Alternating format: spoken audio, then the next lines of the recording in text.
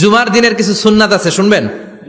জুমার দিনের প্রথম সুন্নত হচ্ছে জুমার দিনের ফজরের নামাজটা জামাতে পড়া। সবাই কয় খাইছে, হুজুরে দর্শে জায়গা মতো আসল জায়গায়। জুমার নামাজের প্রথম সুন্নত হচ্ছে ফজরের নামাজটা কি পড়া? জামাতে। আফদালুস সালাওয়াত ইনদাল্লাহি সালাতুল ফাজরি ফি ইয়াউমিল জুমআতি ফি জামাআ।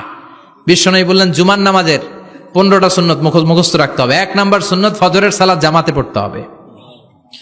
2 নামাজ মুনাফিকদের কাছে সবচেয়ে কঠিন, একটা হচ্ছে ফজরের নামাজ আর একটা এশার নামাজ।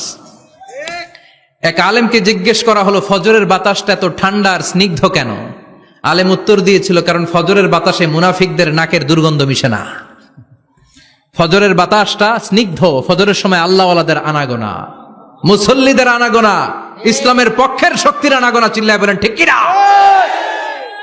মসজিদে নববীতে জুমার নামাজের দৃশ্য আর ফজরের নামাজের দৃশ্য ছিল এক। বাংলাদেশে ফজরের নামাজের দৃশ্য আর জুমার নামাজের দৃশ্য এক নাকি? ফজরের নামাজের সময় মুসল্লি নাই, এক কাতার হয় না, আর জুমার নামাজে পাক্কা মুসল্লি দেরি করে গেলে বারান্দায়ও জায়গা পায় না।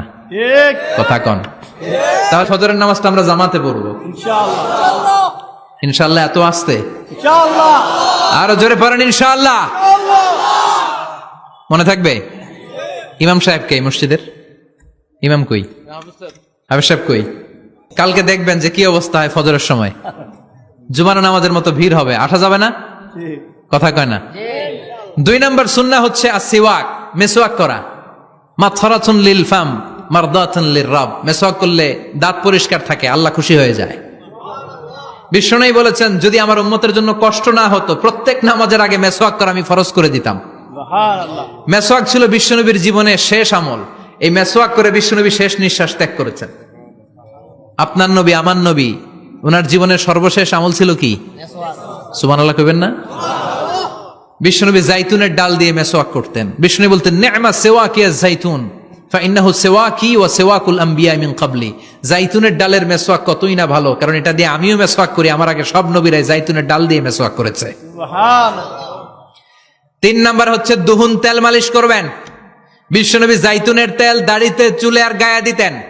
বিশ্বনবী বলতেন ওয়াদাহিনু ফাইন্না ফিত তাদহিনে বারাকাত। তেল খাও, তেল দাও, তেল মালিশ করো, তেলের ভেতরে আল্লাহ বরকত ঢুকাইয়া দিছে। তেল দিবেন তো? 4 নাম্বারে আত্তিব, জুমার দিনে সুগন্ধি লাগিয়ে যাওয়া সুন্নাত। লাগাবেন? লাগাতে রাজি আছেন? বিশ্বনবী বলতেন এই দুনিয়ার 3টা জিনিস আমার কাছে সবচাইতে প্রিয়। হুব্বিবা ইলাইয়া মিন দুনিয়াকুম সালাস। 1 হচ্ছে আন-নিসা, নারীদেরকে আমি পছন্দ করি। 2 হচ্ছে আত্তিব, সুগন্ধি লাগাতে আমি পছন্দ করি। বিশ্বনবীরে কেউ সুগন্ধি হাদিয়া দিছে, বিশ্বনবী নেয় নাই, এরকম কোন ঘটনা ঘটে নাই। আল্লাহু আকবার।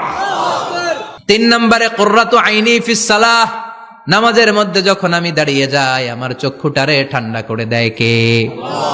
আবার বিশ্বনবী বলতেন আরবাউন মিন সুনানিল মুরসালিন। 4টা সুন্নাত সব নবীদের সুন্নাত। 1 নম্বরে আল হায়া মানে লজ্জা। আরেক বর্ণনা এসেছে আল খিতান মানে সুন্নাতে খাতনা, এটা সব নবীদের ছিল। আর সেওয়াক, সব নবীরা মেসওয়াক করেছেন। আত্তিব, সব নবীরা আতর লাগিয়েছেন। আর নিকাহ, সব নবীরা বিয়েও করেছেন। চিল্লায় পড়েন আল্লাহু আকবার। 5 নম্বর সুন্নাহ হলো আল লিবাস আহসানা সিয়াব, সুন্দর জামা পরা। নট নেসেসারি যে নতুন জামা হতে হবে, পুরাতন জামাও ধুয়ে আয়রন করে পরলে একটা সৌন্দর্য আছে না নাই? ইন্নাল্লাহা জামিল ওয়া ইউহিব্বুল জামাল। আল্লাহ নিজে সুন্দর, সৌন্দর্যকে আল্লাহ পছন্দ করেন। পৃথিবীতে সবচেয়ে সুন্দর কে? ইন্নাল্লাহা ইউহিব্বু আইয়ারা আসারা নি'মাতিহি আলা আবদি।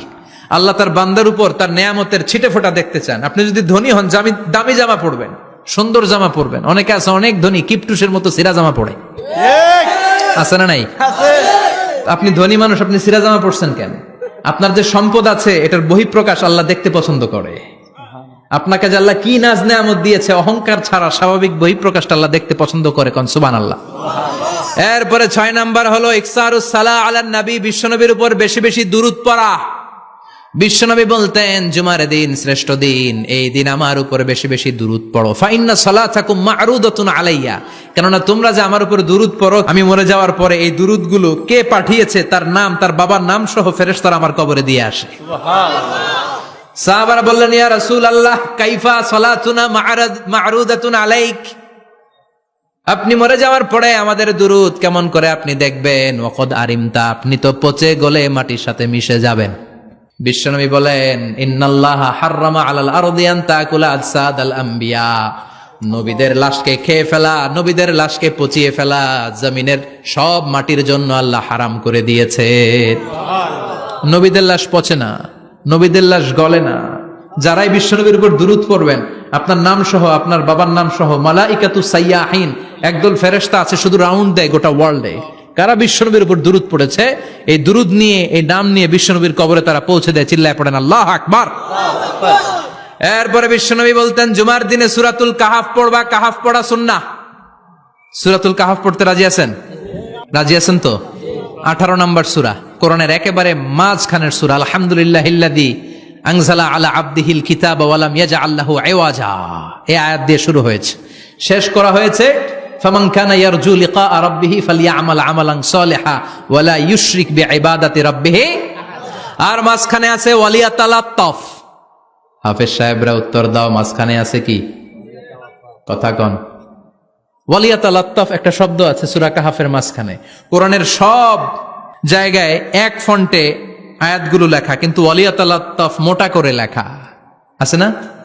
ডবল ফন্টে লেখা, মোটা, কারণ এটা কোরআনের একেবারে মাঝখানে অবস্থিত এই শব্দটা ওয়ালিয়াতালাত্তাফ। এর আগে যত শব্দ, এর পরে তত শব্দ, এর আগে যত কোরআনের অক্ষর, এর পরে তত অক্ষর। সুবহানাল্লাহ বাড়িতে গিয়া বিশ্বনবী বললেন, সূরাতুল কাহাফ যে তেলাওয়াত করবে ইয়াকুনু লাহু নূর, এই সূরাতুল কাহাফ কিয়ামতের দিন তার সামনে বিশাল একটা আলো হয়ে আসবে। এই আলো দিয়ে পুলসিরাত পার হয়ে ওই বান্দা জান্নাতের ভেতরে ঢুকে যাবে। আবার বিশ্বনবী বলেন, যারা সূরাতুল কাহাফের প্রথম 10 আয়াত তেলাওয়াত করবে জুমার দিন, শেষের 10 আয়াত যারা জুমার দিন তেলাওয়াত করবে, দাজ্জালের ফিতনা থেকে তাদেরকে মুক্ত রাখবে কে? সুবহানাল্লাহ পড়বেন না? সূরাতুল কাহাফ দিয়ে সকাল শুরু করতে রাজি আছেন? সবাই রাজি? এরপর আত-তাবকির ইলাল মসজিদ, মসজিদে আগে আগে যাওয়া সুন্নত। আগে যিনি যাবে উনি কি পাবে? তারপরে গরু, তারপরে বকরি, তারপরে মুরগি, মুরগির পরে ডিম না আন্ডা? আন্ডা। আল মাশিউ আলাল ইকদাম, বিশ্বনবী বললেন হেঁটে হেঁটে জুমার নামাজে যাওয়া সুন্নাহ।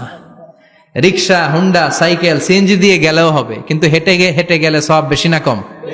প্রতি কদমে কদমে আমলনামায় সওয়াব দিয়ে দিবে কে? এরপরে বিশ্বনবী বললেন, আদামু তাখাত্তি রিকাবান নাস, মানুষের ঘাড় ডিঙ্গিয়ে সামনে না যাওয়া সুন্নাহ। অনেকে জুমার দিন আসে, সবার শেষে বসতে চায় সামনে, এরকম ডাকাইত আছে না নাই? বিশ্বনবী জুমার খুতবা দিচ্ছেন, হঠাৎ এক সাহাবী সব সাহাবীর ঘাড় ডিঙ্গিয়ে ডিঙ্গিয়ে সামনে আসতেছে বুলেটের মতো। বিশ্বনবী বললেন, থামো, এজেলেস, বসো মিয়া, ফাকাদ আযাইতা ওয়া আনাইতা, আসছো দেরি করে, আবার মুসল্লিদেরকেও কষ্ট দিচ্ছ। যেখানে জায়গা পাবেন ওইখানে বসবেন, মানুষের ঘাড় ডিঙ্গিয়ে সামনের কাতারে যাওয়া এটা ঠিক না। এজন্য জুমার দিন আগে আগে আসার চেষ্টা করবেন। রাজি আছেন তো? এরপরে বিশ্বনবী বললেন, দুখুলুল মসজিদে রাকাতাইন, জুমার নামাজের দিন মসজিদে ঢোকার পরে 2 রাকাত পড়া সুন্নত। কয় রাকাত? রাজি আছেন? কবলাল জুমা, বাদাল জুমা। অনেকে প্রশ্ন করে, বাদাল জুমা 4 রাকাত, মসজিদে পড়লে 4, ঘরে পড়লে 2, কিন্তু কবলাল জুমা সুনির্ধারিত নয়, অনির্ধারিত। মা কদ কুদ্দিরা লাক, যত আপনার তৌফিকে কুলায় 2 রাকাত করে করে 2, 4, 6 ইমাম সাহেব খুতবা দেওয়ার আগ পর্যন্ত। আপনি যদি আধা ঘন্টা আগে যান, আপনি 10 রাকাত পড়তে পারবেন। চিল্লায় বলেন ঠিক কিনা? এরপরে বিশ্বনবী বললেন, ইনসাত, চুপ থেকে খুতবা শুনবা। জুমার খুতবার সময় কথা বলা যাবে নাকি? কথা কন। বিশ্বনবী বললেন, তোমার সামনে কেউ কথা বলতেছে, তুমি যদি বলো চুপ করো, এটাও তুমি খারাপ কাজ করছো। চুপ করো তোমার কইতে কইছে কে? চুপ করো বলে তুমি আরেকটা বেজাল লাগাইছো। চিল্লায় বলেন ঠিক কিনা? তাহলে জুমার নামাজে কথা বলা যাবে না, কেউ কথা বললে চুপ করো, এই কথাটাও বলতে বিশ্বনবী নিষেধ করেছেন। চিল্লায় বলেন ঠিক কিনা? এরপরে মজার একটা কথা বিশ্বনবী বলেছেন, জুমার নামাজ পড়তে যেয়ে যদি কারো ঘুম আসে, জায়গা চেঞ্জ করে বসো। জুমার নামাজ পড়তে যাইয়া ঘুমান না, এরকম কে কে আছেন আল্লাহর ওলি? হাত তোলেন। হাত তুলতে পারবেন? আমিও তুলতে পারবো না, আমি কত ঘুমাইছি। জুমার খুতবা শুনতে গেলে ঘুমাস, কারণ রহমত নাজিল করে কে? আল্লাহ। পুরো মসজিদের ডানে বায়ে রহমতে ঠাসা, খালি ঘুম আর ঘুম। আছে না নাই? ঘুম আসলে কি করবেন? উঠে যাবেন, উঠে জায়গা চেঞ্জ করবেন, পানির ঝাপটা দিবেন, ঘুম দূর করে দিবে কে? এরপরে বিশ্বনবী বললেন, জুমার দিন দোয়া করলে কবুল হয়। এমন একটা সময় আছে জুমার দিনে, ওই সময়ে যদি বান্দা আল্লাহর কাছে কিছু চায়, সেটা না দিয়ে খালি হাতে আল্লাহ বান্দারে ফিরাইয়া দেয় না। সেটা কখন? অনেক ইখতিলাফ আছে, বেশিরভাগ মুহাদ্দিসিন বলেছেন জুমার দিন আসরের নামাজের পর থেকে মাগরিবের আগ পর্যন্ত, বিশেষ করে মাগরিবের আগের আধা ঘন্টা, এই সময় আল্লাহর কাছে বান্দা যদি কিছু চায়, এই দোয়া আল্লাহ ফিরিয়ে দেয় না। এই 15টা সুন্নাত আমল করা যাবে তো? সবাই রাজি? জুমার খুতবা মনোযোগ দিয়ে শুনবো তো? আগে আগে আসবো তো? দোকানপাট বন্ধ করে জুমার নামাজের ভাবমূর্তি রক্ষা করবো তো? খতিব সাহেব যারা আছেন, জুমার আলোচনাটাকে আরো কনস্ট্রাকটিভ ওয়েতে নেন। সব বন্ধ হবে, জুমা বন্ধ হবে। তাফসির মাহফিলে 144 ধারা আছে না নাই? জুমার মাহফিলে আছে? জুমার দিন 144 জারি করছে ওই মসজিদের জুমায়, কোনদিন শুনছেন? এই জন্য জুমাটাকে আমাদেরকে কাজে লাগাতে হবে। আল্লাহ তুমি তৌফিক দাও। আর জোরে পড়েন আমিন। সুবহানাকাল্লাহুম্মা বিহামদিকা আশহাদু আল্লা ইলাহা ইল্লা আনতা আস্তাগফিরুকা ওয়া আতুবু ইলাইক।